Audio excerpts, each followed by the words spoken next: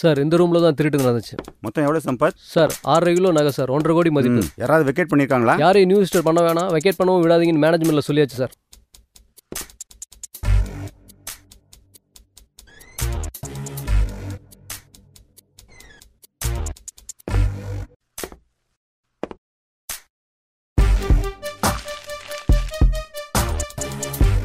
பின்னாடி தான் வழி இருக்கா?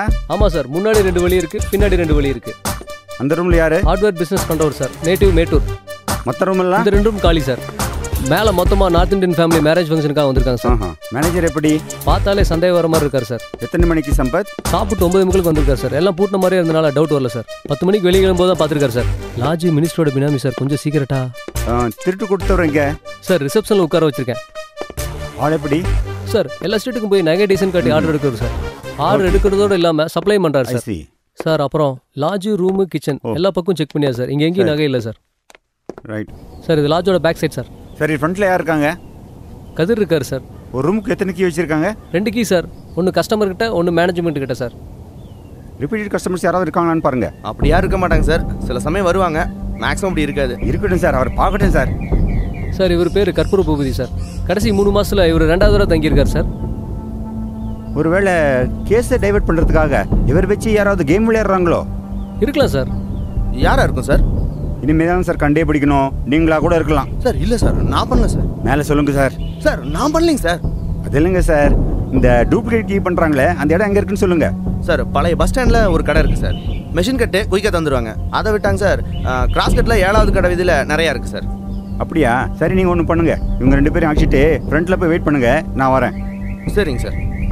சம்பத் சார், சந்தேகப்படுற மாதிரி யார் வந்தாலும் செக் பண்ணி அனுப்ப சொல்லி. அது இல்லை சம்பத், லாஸ்ட் 4 டேஸில் நியரஸ்ட் லாட்ஜில் யாராவது சந்தேகப்படும்படியாக தங்கியிருக்காங்களான்னு பாருங்க. ஏற்கனவே இருக்கிறவங்க எப்படி பிஹேவ் பண்ணுறாங்க அதெல்லாம் விசாரித்து ஒரு லிஸ்ட் எடுங்க. யார் மேலே டவுட் வந்தாலும் உடனே எனக்கு ரிப்போர்ட் பண்ணுங்க. Okay sir. பில்டிங் ஒர்க் பண்ணுற லேபர் யாராவது வராங்களா? இல்லை நீங்கள் சொன்ன மாதிரி க்ளீன் பண்ணுறதுக்கு ஆயா மட்டும்தான் வராங்களா? வேற யாரும் இல்லை சார். 6.5 கிலோ நகை சார். எப்படியாவது கவலைப்படாதீங்க, பிடிச்சிடலாம். சொல்லுங்கள் சம்பத். சார், ஆர்வி லாட்ஜில் 7 பேர் புதுசு சார். திங்கக்கிழமை காலையில் 11 மணிக்கு ஒர்க் முடிச்சுட்டு ஊருக்கு திரும்புறதா சொன்ன ஒரு கஸ்டமர் புக் பண்ண ரூமை 1 ஹவரில் வெக்கேட் பண்ணியிருக்காரு சார். புதன்கிழமை மதியம் சுமார் 2 மணிக்கு அதே கஸ்டமரை லாட்ஜுக்கு பக்கத்தில் இருக்கிற மொபைல் ஷாப்பில் ரூம் சர்வீஸ் பார்த்து தான் சொல்கிறான் சார். இப்போ 2 மணி நேரத்துக்கு முன்னாடி சூப்பர்ஸ்ரீ ஹோட்டலில் ஒருத்தர் ரூம் போட்டிருக்காரு சார். அதுவும் ஆர்வி லாட்ஜில் சொன்ன அங்காடியோட ஓரளவுக்கு மேட்ச் ஆகுது சார். சம்பவம் நடந்து 3 மணி நேரம் ஆச்சு. 10 மணிக்கு ரூம் புக் பண்ணியிருப்பாங்க. மற்ற டீட்டெயில்ஸ் அவரும் கையில் கொண்டு வந்த லக்கேஜை வச்சுட்டு வெளியே போயிருக்காரு சார். லாட்ஜில் கொடுத்த நம்பர் இப்போ சுவிட்ச் ஆஃப் சார். ஆனால் ஆளை பார்த்தா ஒன்றுத்துக்குமே ஆகாத மாதிரி இருந்ததா மேனேஜர் சொல்கிறார் சார். நீங்கள் ஒன்று பண்ணுங்க, பழைய ஆர்வி ராஜில் வெக்கேட் பண்ண டைம் கேட்டுவாங்க. அண்ட் மொபைல் நம்பர் இப்போ சுவிட்ச் ஆஃப் பண்ணியிருக்கிற நம்பர், இந்த 2 நம்பரில் எந்த நம்பருக்கு ஈஸி பண்ணியிருக்கான்னு விசாரிங்க. இந்த 2 லாட்ஜ்லையும் சஸ்பெக்ட் புக் பண்ண ரூம் கிஸ்ஸை வாங்கிட்டு ஓகே சார் இன்னும் 10 நிமிஷத்தில் பழைய பஸ் ஸ்டாண்டுக்கு ஆப்போசிட் சைடில் வந்துருங்க. சரி சார். வாங்க சார். இது ஒரு டூப்ளிகேட் போடணுமே. இப்போ தான் சார் இந்த கீ பண்ணி முடித்தேன். அப்படியா? அப்போ இதுக்கு போட்டு கொடுங்க. அன்றைக்கி பவர் கட்டு சார், உடனே கொடுக்க முடியல. பாதி வரைக்குலேயே கரண்ட் போயிடுச்சு. கஸ்டமர் வெயிட் பண்ணி தான் சார் வாங்கிட்டு போனோம். இந்த கீச்சன் தான் சார் ஞாபகப்படுத்துச்சு. ஆள் எப்படி இருப்பான்? அடையாளம் சொல்ல முடியுமா? கட்டன் போட்டிருந்தாரு, கீச்சன் வச்சுருந்தாரு சார். கீ மிஸ் பண்ணுற பழக்கம் இருக்கிறதாவது, 1 மாதம் இங்கே தங்க போகிறதாவும் சேஃப்டிக்காக போகிறதாவும் சொன்னார் சார். ஆனால் ஆர்டர் இப்போ நான் வாங்கல சார், பையன் தான் சார் வாங்கினா. அவன் தான் மறுபடியும் வந்தானு எனக்கு தெரில சார். ஓஹோ, பையன் எங்கே? கடுக்கண்ணி இல்லை சார், மொட்டை அடிச்சிருந்தாரு சார். கையில் எதுவும் பேக் இல்லை சார். மற்றது எதுவும் நான் பார்க்கல சார்.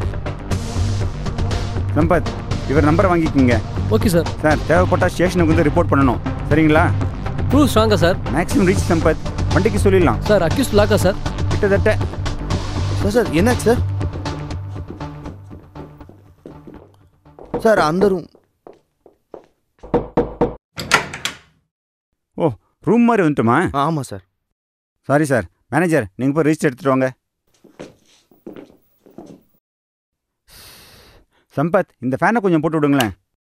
உட்காருங்க சார். அப்புறம் சொல்லுங்கள், என்ன பிஸ்னஸ் பண்ணுறீங்க? Hardware business sir. அட, என் தம்பி கூட அந்த பிஸ்னஸ் தான் பண்ணுறான். கஸ்டம்ஸில் வாங்கி வைக்கிறது. இந்த ஏரியாவில் அந்த அளவுக்கு மார்க்கெட் இருக்கா? பரவாயில்ல சார், ஏதோ விற்றா தான் சார் அடுத்த வேலைக்கு கஷ்ட சாப்பிட்டு. ஜீவனம் தான். ஆமாங்க சார். சம்பத், அந்த ரெஜிஸ்டர் வந்தால் அட்ரஸ் சரியாக இருக்கான்னு பார்த்துங்க. Okay sir. சொல்லுங்கள், எப்படி ரிலாக்ஸேஷன் பண்ணுறீங்க? நல்லா ஊர் சுற்றுவோம் சார். எந்த ஊருக்கு போனாலும் ஆஹா. அந்தந்த ஏரியாவை பற்றி நல்லா தெரிஞ்சுக்குவோம் சார். ஓஹோ. Sir new postal proof fake sir.